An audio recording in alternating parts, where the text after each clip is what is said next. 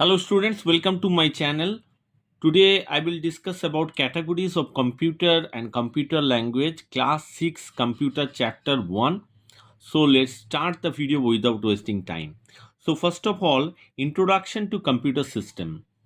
A computer system consists of two components, hardware and software.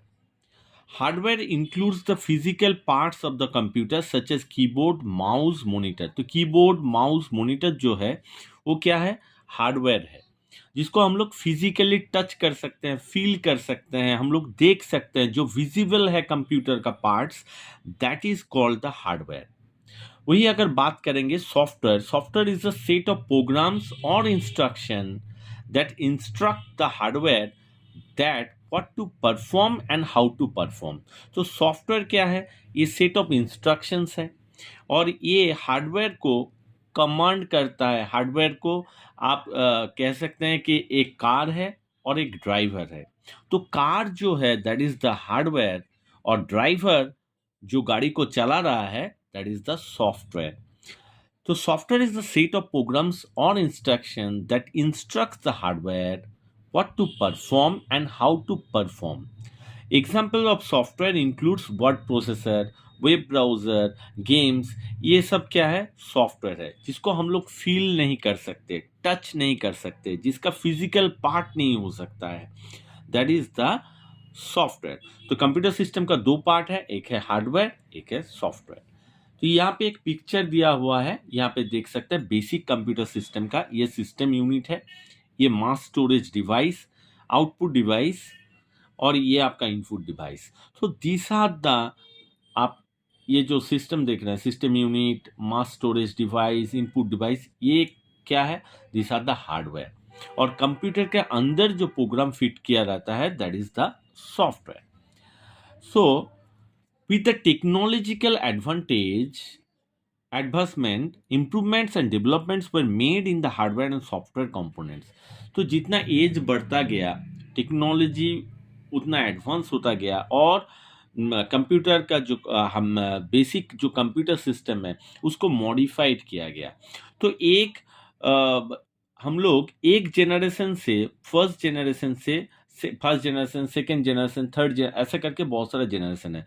तो first generation से second, second से third generation में हम लोग मूव कर चुके हैं। तो उसलिए उस हिसाब से कंप्यूटर जो सिस्टम है उसको भी मॉडिफाइड किया गया है। तो यहाँ पे मैं एक चीज़ बता दूं कि फर्स्ट से सेकेंड, सेकेंड से थर्ड क्यों आया है। तो फर्स्ट जनरेशन में कुछ ड्रॉबैक्स है कंप्यूटर का, उसको रेक्टिफाई किया गया है सेकेंड जनरेशन। सेकेंड जनरेशन में कुछ ड्रॉबैक फाउंड हुआ, that is rectified in the third generation. तो जब जब टेक्नोलॉजी एडवांस होता है, इट मीन्स प्रीवियस जो टेक्नोलॉजी है उसमें कुछ ड्रॉबैक है। तो यहाँ पे based on that these were consequently reflected in the performance of the computer system. These developments can be further categorized in the following ways.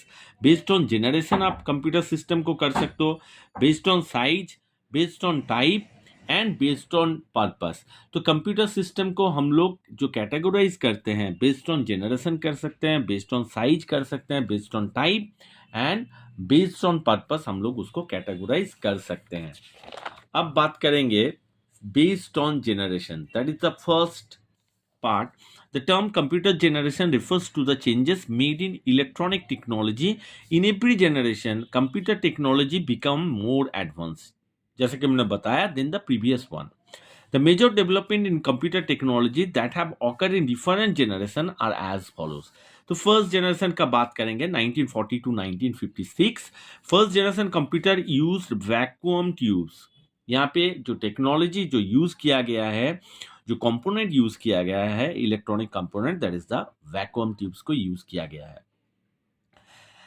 लेकिन उसमें भी कुछ प्रॉब्लम है। As a main electronic component, this computers were based on machine level and assembly language. तो यहाँ पे जो language है that is a machine level language and assembly language. In this generation, ENIAC, that is Electronic Numerical Indicator and Calculator, was developed by the Professor J. Presper Eckert and John Muchley in the USA. It was the first fully operational electronic and general purpose computer. ये fully operational electronic and general purpose, मतलब इसको special purpose या कुछ other purpose के लिए आप use नहीं कर सकते हो।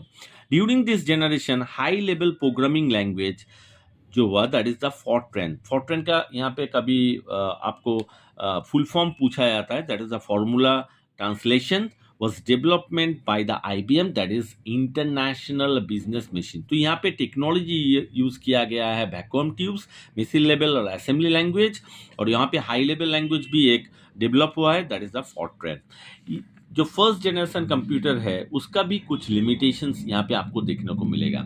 This computers were very large in size. तो साइज के हिसाब से अगर कंपेयर करेंगे, साइज क्या है, बहुत लार्ज साइज है, and occupied a lot of space. Obviously large size होगा तो occupied a lot of space जो है वो भी लगेगा। This computers were difficult to operate, they need heavy air conditioned system because of tremendous amount of heat generated by the vacuum tubes। तो मैंने बताया फर्स्ट जनरेशन कंप्यूटर में vacuum tubes के यूज करता है। उसका ड्रॉबैक्स क्या है, हीट को जेनरेट करता है, हीट हाई हीट जेनरेट करता है। तो हाई हीट अगर जेनरेट करेगा तो कंप्यूटर क्या होगा, क्रश होने का चांसेस है। इसीलिए उसको हम लोग कहाँ पे रखेंगे, एयर कंडीशन सिस्टम में रखेंगे ताकि सिस्टम कूल रहे। तो इसके ये जो है दैट इज द ड्रॉबैक है। This computer also consume huge quantity of power, power consumption भी बहुत हाई है।